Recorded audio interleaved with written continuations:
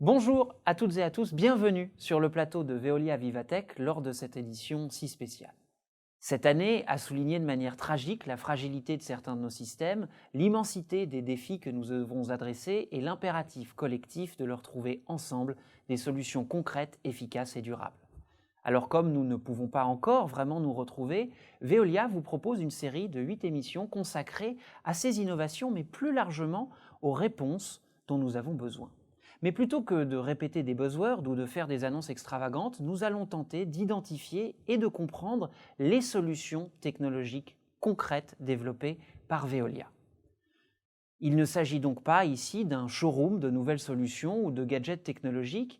Pas question ici de poursuivre le rêve peut-être un peu illusoire d'une tech for good qui nous sauverait de tout, mais justement d'interroger la juste place des technologies dans les solutions réelles.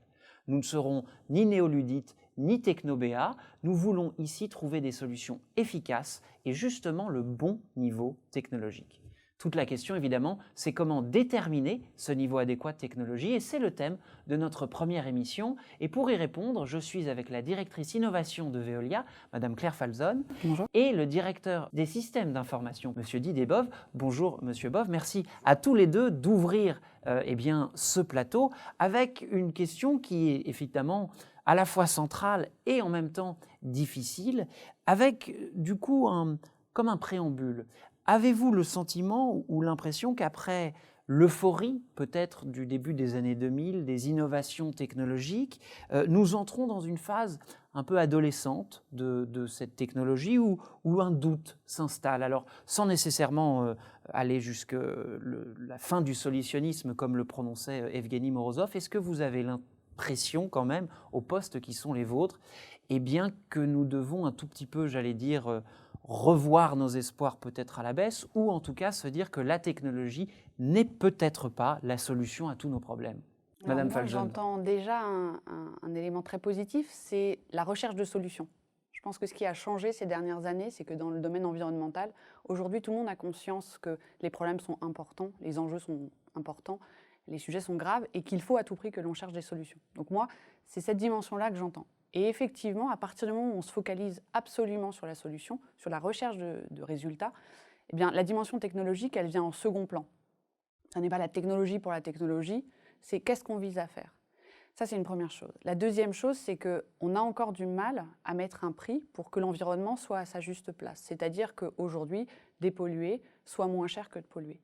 Et donc, effectivement, ça met en place un contexte où on ne peut pas payer toutes les technologies. On doit payer les technologies à leur juste prix. Et donc, ça fait deux éléments qui jouent à la fois positivement pour se dire on doit chercher des solutions, mais il y aura peut-être des dimensions très techniques, technologiques. Je prendrai l'exemple de la capture du carbone. On doit inventer une nouvelle technologie pour capturer ce carbone, le concentrer et pouvoir l'utiliser. Mais dans certains cas, ce sera véritablement des changements de comportement. Dans le domaine des déchets, d'abord et avant tout, il va falloir modifier les comportements. Donc, la solution d'abord, la technologie ensuite. Monsieur Bove, pour vous aussi, il y a cette idée, d'autant plus que Veolia n'est pas réellement une entreprise technologique à proprement parler. Donc comment est-ce que vous allez vous situer dans cette, j'allais dire, courbe de l'innovation technologique? On peut être fier de ce que propose aujourd'hui Veolia en termes de technologie. Sur le cloud, sur l'IoT, l'Internet des objets, etc. En revanche, ça ne peut pas être l'alpha et l'oméga de tout ce que l'on fait. Effectivement, je m'inscris pleinement dans ce que vient de dire Claire. On utilise le meilleur de la technologie, la plus compatible possible avec toutes les valeurs de Veolia, mais tout ça, ça a un but. Et le but, c'est ce service qu'on va apporter aux clients. Est-ce que vous avez une grille de lecture, quelque chose qui vous permette à chaque fois de trouver cette meilleure solution? Comment vous faites? D'abord, on a un réseau mondial. C'est la chance de Veolia d'être présent sur 45 pays, 180 000 collaborateurs. Et donc, on a cette veille présente sur l'ensemble des continents. Donc, on capte les signaux faibles et évidemment, les différents pays ont des forces technologiques et ça, on le capte assez vite. Ça, c'est une première chose. La deuxième dimension, c'est l'échange avec nos clients. On est des partenaires de long terme, des clients industriels et municipaux. Et on n'impose jamais une solution ou une nouvelle technologie. C'est seulement si le client dit « Ok, je suis d'accord, on y va, on la teste, cette innovation-là ».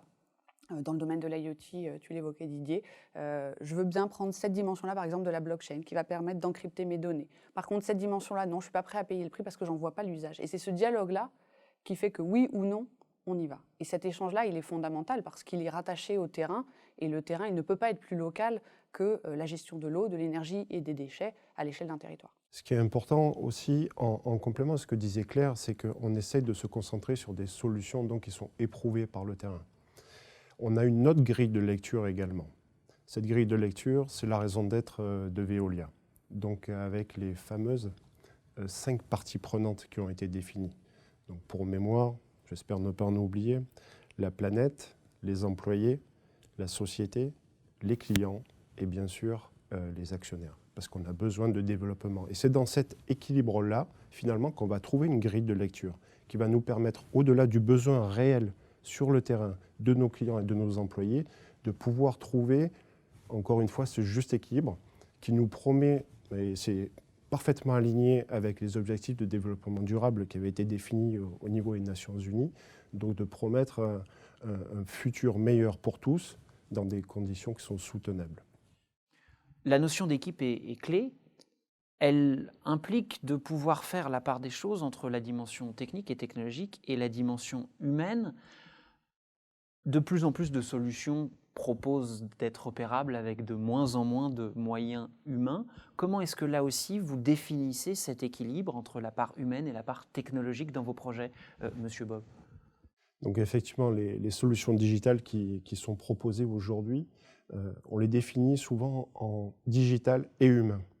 C'est parce qu'effectivement, on essaye de mettre en avant toute cette capacité alors, qui repose sur plus de 150 ans d'expertise maintenant, sur des moyens technologiques qui sont aujourd'hui à la pointe, et en même temps de les mettre à la disposition des humains. Et quand on dit humain, ça veut dire qu'on ne pense pas à l'intelligence artificielle et à la robotique pour remplacer l'expertise et l'humain.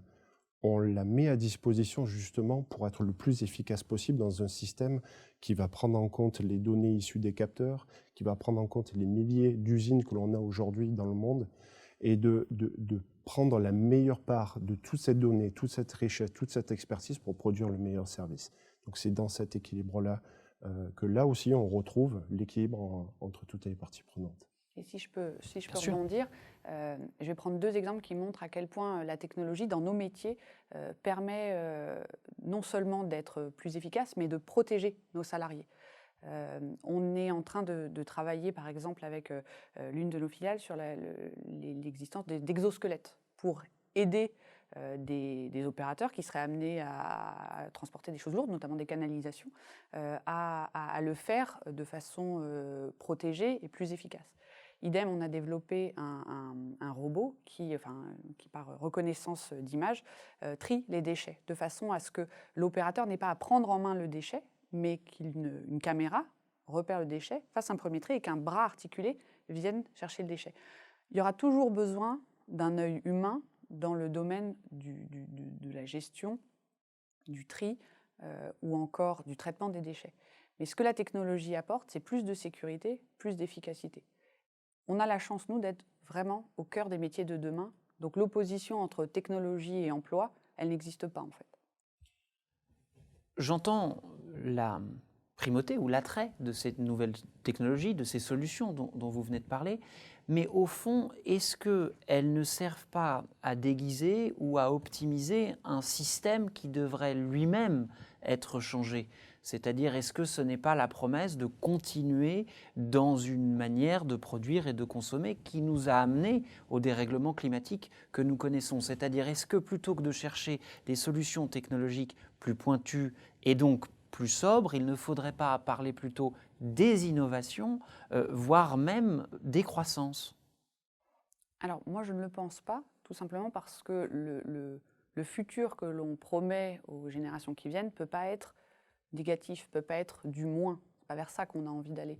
Ce que l'on a envie d'avoir et de proposer à nos enfants, c'est un monde où la qualité de vie s'améliore. Et la qualité de vie me paraît pas être un retour en arrière.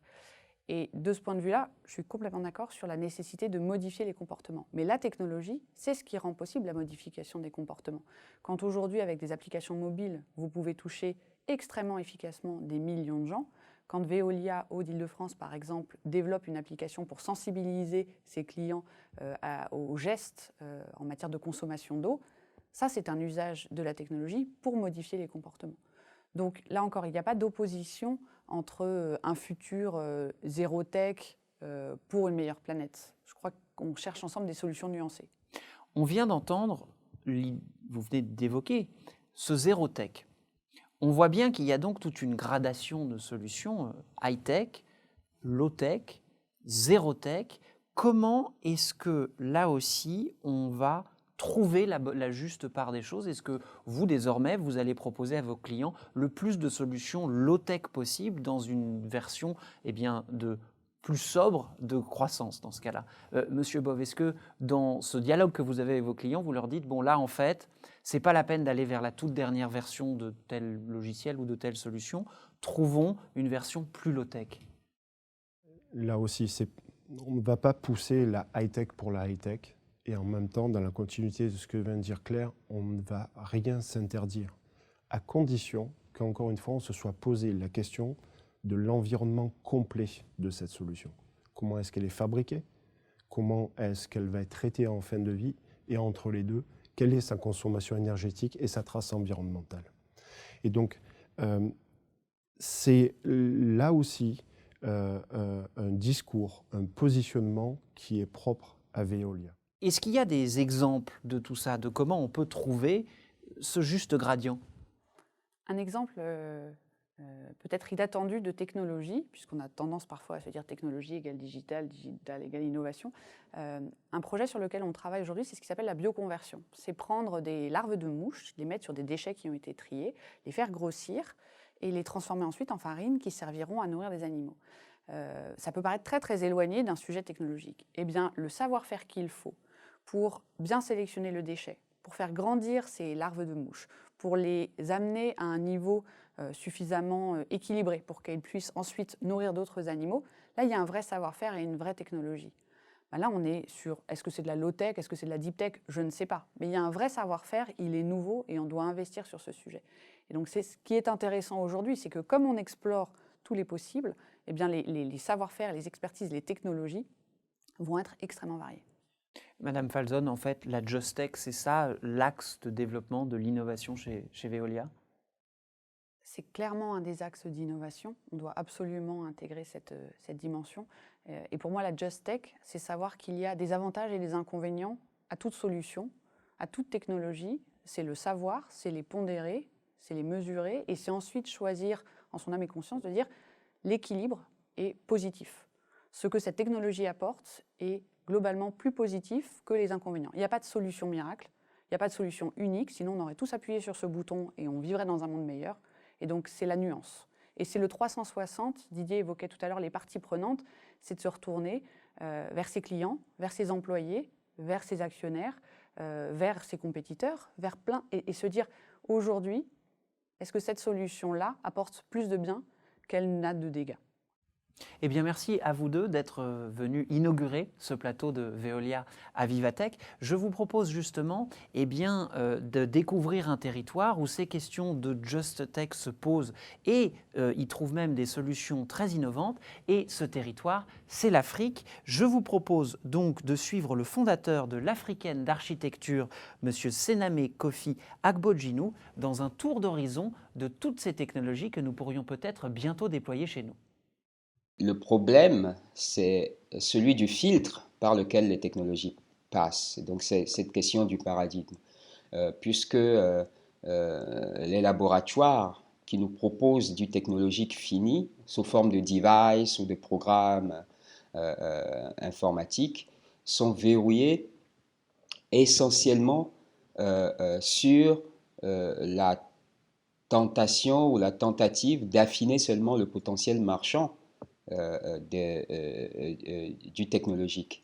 Et on investirait ces laboratoires, qu'ils soient des écoles de design, des laboratoires d'innovation de la Silicon Valley ou chinois, deux préoccupations plus fondamentalement tournées vers la mitigation des coûts environnementaux, vers l'obligation de dégager une richesse beaucoup plus partagée, c'est-à-dire qu'on les investirait d'un souci d'une comptabilité plus globale qui serait attentive aux vrais coûts, eh bien, on aurait en sortie de process, en quelque sorte, des technologies résolument plus éthiques, qu'ils soient high ou low-tech, justement. Il me semble détecter qu'il y a une tendance forte chez les technologies prises à leur source, en potentiel, à vouloir reboucler avec des façons de faire plus, entre guillemets, primitives. C'est-à-dire que les technologies sont aujourd'hui de plus en plus distribuées, de plus en plus dans la récursivité, et elles ressemblent fondamentalement, ou elles ont des manifestations qui sont très proches des logiques de structure organique, du genre de celles qui travaillent les sociétés traditionnelles partout dans le monde, qui sont ces systèmes de réciprocité ou d'obligation de réciprocité, du genre de ce qu'on appelle un peu caricaturellement désormais en Afrique le système de pensée Ubuntu.